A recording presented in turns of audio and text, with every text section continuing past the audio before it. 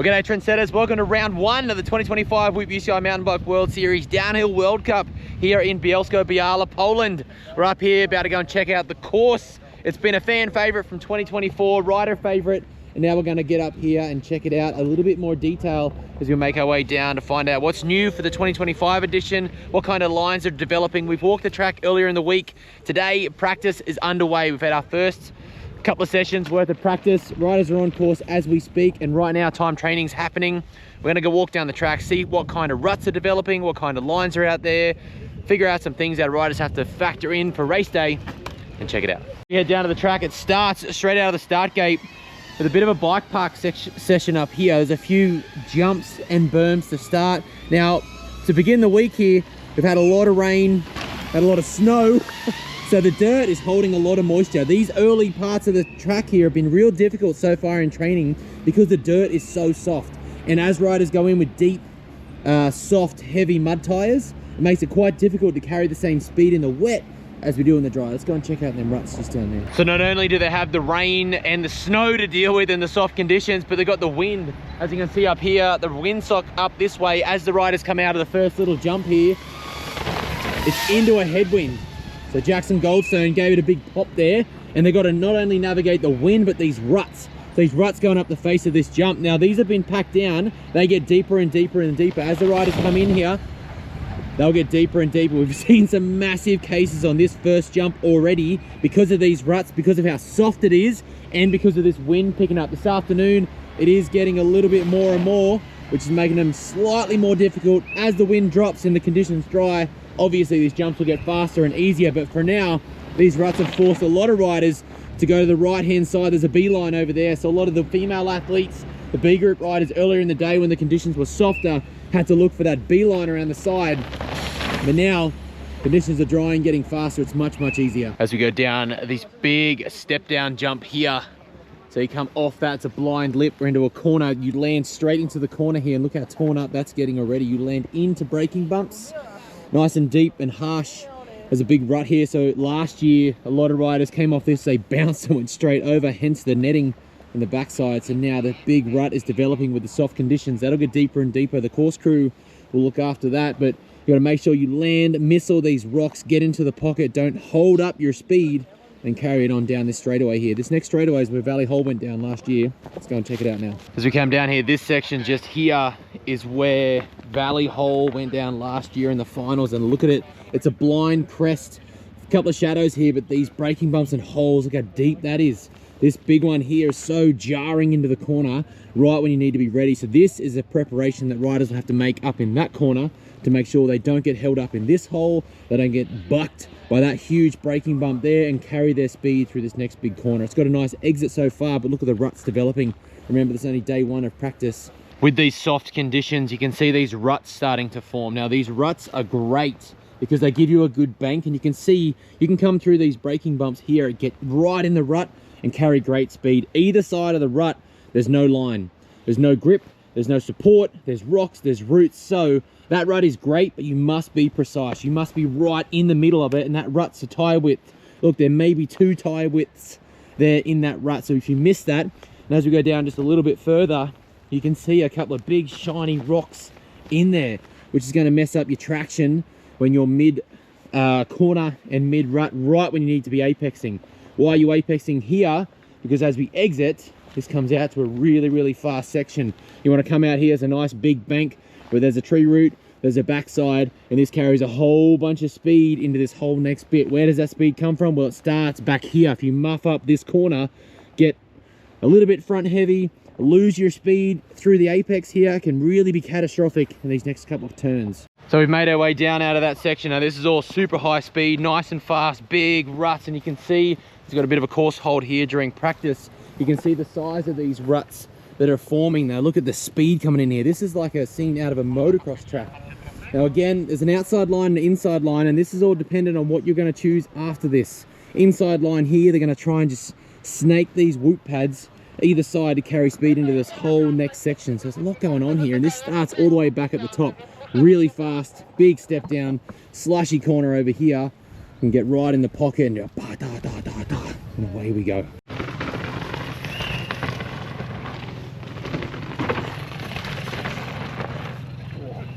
The speed coming down here is pretty up there. Now, as they come off all that speed, they've got to wash it off at some point. So do they wash it off in the rut there? Do they hit this pocket of the berm? Or can they get up high in that grass? Why would you want to get up high in that grass? Well, this goes into a really fast straightaway of jumps after this.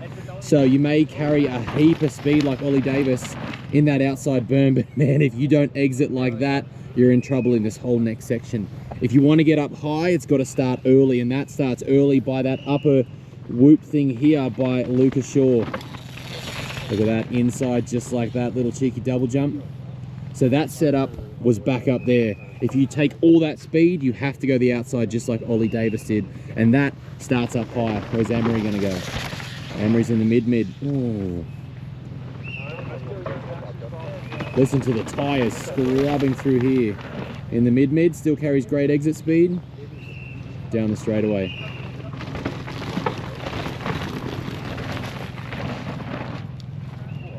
Interesting little bit out of these two chicane corners here where we set up the speed coming into it.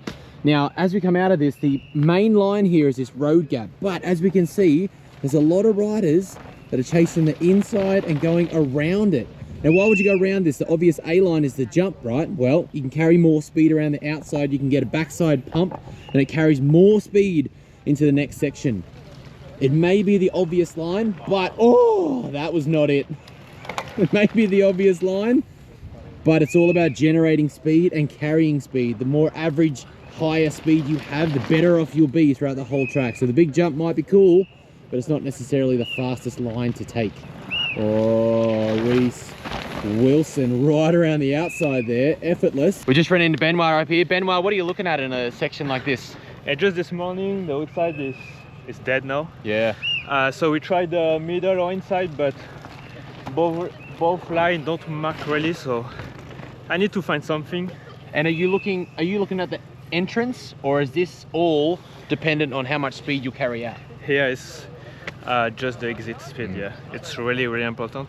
I don't think so we will break for 3, maybe 4 corners, so it's a very high speed. Yeah, so the more speed you have here, more you earn time at the end. So perfect. Thanks, mate. Good luck. Have a good day. Look at how destroyed this is getting already. So the riders are just thundering down through this little double jump. It's after the main section Benoit was just talking about. Whoa, and it's just getting more and more destroyed. The end of that berm's not going to be there tomorrow, so they're going to have to pay attention. Richie Rude just richly smashed through there.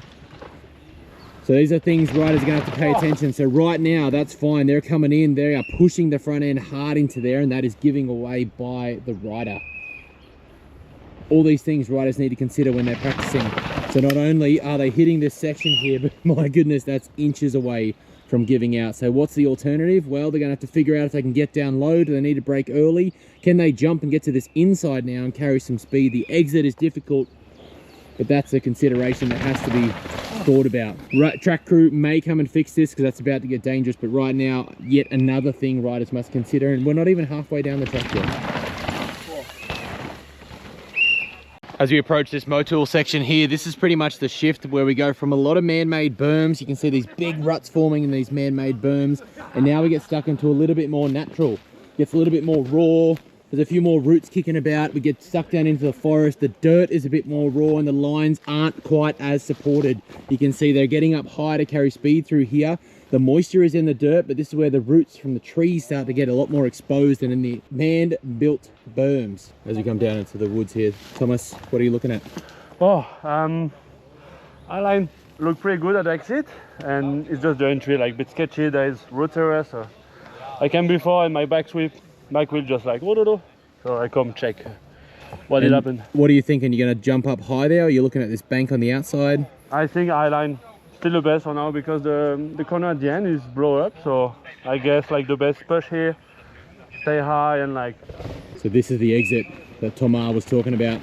That low line gets into this big rut. You're going to feed all through these loose rocks here that are getting looser and looser. The high line might get you above it and carry a bit more speed. There's a nice inside developing here, but look at the debris down below. There's so many loose goolies all the way down through here. So your line coming in directly impacts your exit speed and how much speed you carry through here. When you go in that inside rut, your apex is right around all these slippery roots and rocks. Whereas if you get up high, look, you can apex early and get this inside fresh line, which carries a bit more exit speed down below here, and then we can get on to the next section. While we've got a slight course hold here, just look at how many big loose rocks are in here. Now, as the riders come down, look at them big shaly shark fins. That's right where they're turning. So you stay out of the track. We come across the corner, and then they've got to turn backside this tree stump, double off the rock down there, and then this carries all the speed. I mentioned before the successive nature of this track and carrying extra speed. Well, this exits with a massive step down.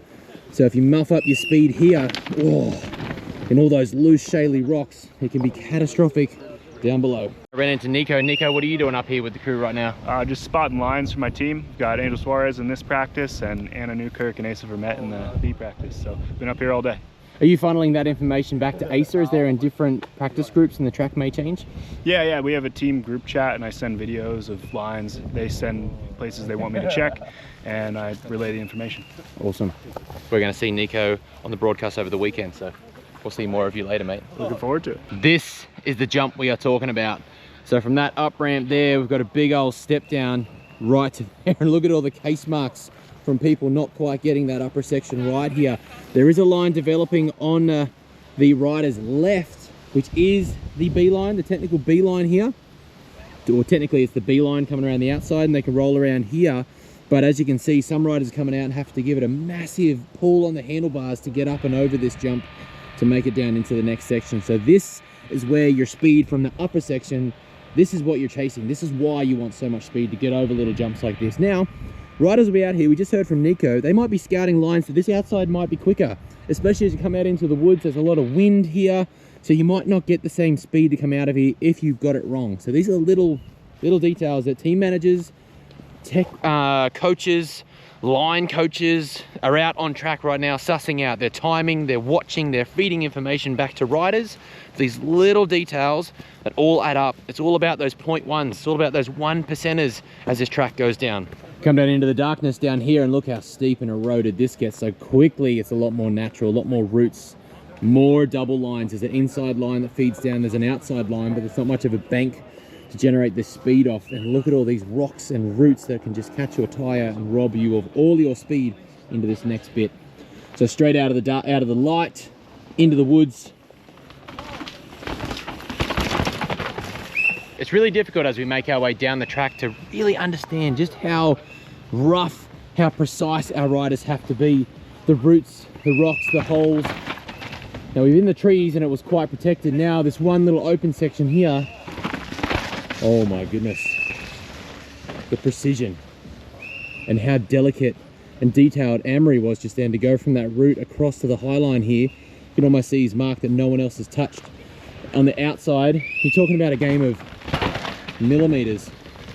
With Denny Hart does the similar, and as you come around there, that section would be no more than 2 meters wide. Now you think a normal mountain bike is about 1.3 meters wide. There's not much room for error in there. They're coming down, they're compressing, the arms are on fire. Oh, Lukey Meyer Smith getting a bit buck wild. And they've got to pivot off that to get through this whole next section here. Look at the roots, look at the holes. Just so incredibly impressive how precise our athletes are. From the woods into another super high speed section through the timing point there, so that's another split timer. Mega high speed turn, big braking bumps coming in. This will get looser, that rut will get deeper, and it's exposed. So if the rain does come in, this will get quite shiny, and with the speed coming down the hill here, that's pretty wild. And just over the crest, we get back into the woods. There's a few blind crests here. Off the tree stump down the inside, but this outside, it's got a nice pocket, nice rut to carry speed. You got something to support you through, pump and generate more speed into the next section. And away we go. Amory, what are you looking at here, bud? The roots, the holes, everything moving, the rocks, so I try to figure it out what's gonna be stable or no. It's tough. It's tough, huh? Yeah, super tough.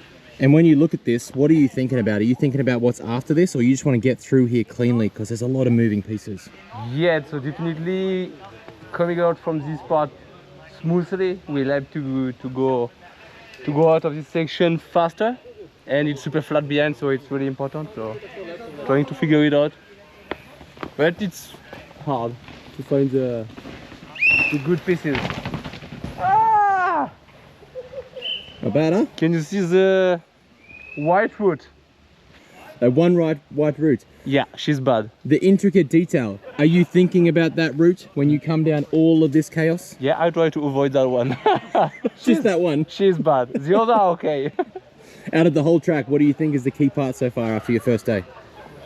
A lot of pieces. Yeah, a lot of pieces, but yeah, good fitness and good legs will help. It's super physical. Can you be brutal? Is it a power course? Or do you have to be precise? There goes the frogs. The frogs are here? Yeah, the poison frogs. Brutal, actually not really. In some parts you could, but it's raining again, so you cannot anymore. You need to adjust every 10 minutes, I think. So it's hard to judge. Will it change more from this? It's only Friday, so we race Sunday afternoon. Yeah. If the weather stays stable, I would say not so much, but still there is few parts for sure will be blown out. And if it rains, it's gonna be just totally different. So we'll see. Now, one man that knows a thing or two about detail, Fabian, little trailside snack. Feed myself.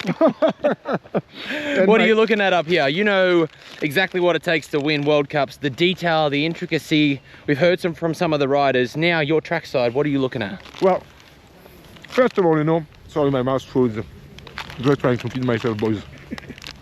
But track work is super important to find the flow. You know, breaking points, where are the important parts where you need to carry the most speed, and being in details of what the full puzzle will represent. Now, when it comes down to training like this, you need to see track evolution, the holes, what is going to actually change to this actual flow. And our job is to identify those points, pass it on to the riders with different data, timing, video comparison, so they can have a maximum of information to adapt and again, compose the best run as possible. And those time runs that we have at the end of the day help to compare with each other. And also helps to see consistency for themselves from one run to the other. And once we got all those packages, you obviously try to combine all this with the input you will put to the engineers and the mechanics to optimize the bike, align with track evolution, like compression side, especially when you get braking bumps and holes or the track is drying and average speed is increasing. Once the global package is there is where your race race comes, and the guys are coming out there. Their mental capacity to rise the game will step it up like maybe 1/10 of a second per minute. That will bring them on top, and it's all it takes to win compared to the other guys that will be out there. But you will see maybe 10 guys having the same speed, but the commitment and the mental is what go, I would say, the cherry on the top of the cake when it comes down to the race. There you go, there's a lot more to it. So Fabian's not just eating snacks by the side here. There's so many pieces of that puzzle just to be 0.1 of a second quicker, which brings you to the top of that game come Sunday. Remember, it's only practice. There's a lot of pieces of that puzzle that need to be put together come race day. Brand new section for the Bielsko-Biała track. So last year, riders came through here and it was very difficult. There was a bit of an enduro turn, as you would call it. Very tight, very awkward, and a big sprint out. Now, this big brand new wall ride carries much more speed to exit the woods. A welcome relief from the riders, but still very difficult. Maybe a fraction of a second to rest, but it's at the end of the track here.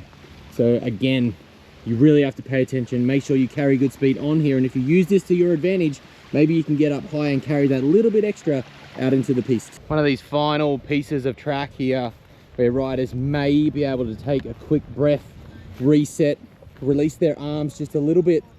There's this final traverse across the grass. Now, you need this rest because as we drop into the woods, we're almost home with this next section. We heard from Finn Isles earlier in the week that this was his key part and it's crucial to the whole lap here in Bielsko-Biała. So if you do have the awareness, the final timing split, you can have a little rest here. Maybe just not a mental rest, but a physical rest. You might shake out your hands before we drop into the final woods. You're not home yet. This last section is pretty hectic. And here we go, straight into the woods from the grass piste into more of this unpredictable, loose, shaly rock. So not only do you bring all that speed from that long straightaway down into here, but now you're over this blind crest, you're turning, the ground is moving underneath you. This isn't packed in, this won't ever get packed in. And there's so many things to consider. You must be precise here because this will feed you all the way into the steep chute to finish. Big inside after all that rock scree. You got a middle line and you got the line no one wants to be in down below. If you can get this high line through the woods, through the trees here, you can set up over this massive bank. This is so steep as I clamber down the trees. There's an inside low line. Let me just monkey my way down here. There's an inside low line. There's a mega hectic high line. Look how far down Fabian was. He was just in front of me there. Yeah, this bit's wild, and this is the end of the track. We saw the race almost come undone in this last bit last year with this key section in the Michelin Woods. That's where the race is going to be. So the big steps, the big compression, that step just after Fabian there is, what would that be, 10 foot down to the next one, to the next one. There is a bank on the outside you can get into and carry good speed. There's a middle line you can see next to this yellow post that's got a bit of an apex down lower. There's this big inside line over here. Now this is full of risk. You cut off a lot of track, but there's not a defined line down through the inside, and the exit is quite difficult. So riders are coming out high, cutting back down into that one. But you have to make your decision up by the early woods. You either commit to the step, the blind step, and carry great exit speed, or do you want to cut this corner over the tree stump and try and exit your way out, or do you want to risk it for the biscuit on the inside? Now this may develop as we go, but I think the exit speed the riders are carrying from this outside line is a lot safer and more crucial for the next corner to get out onto the whale tail. Right, let's get to the finish. We're almost home. Okay, there we go. There you have round one in Bielsko-Biała, the first round of our Downhill World Cup here in Poland. The track is the same as last year, but it will evolve, as you heard from many of our best. There's a lot of moving pieces up there. You have to pay attention to the lines, the evolution, the ruts and the holes. And one thing is for certain, the racing will be absolutely spectacular. As always, we'll see you trackside.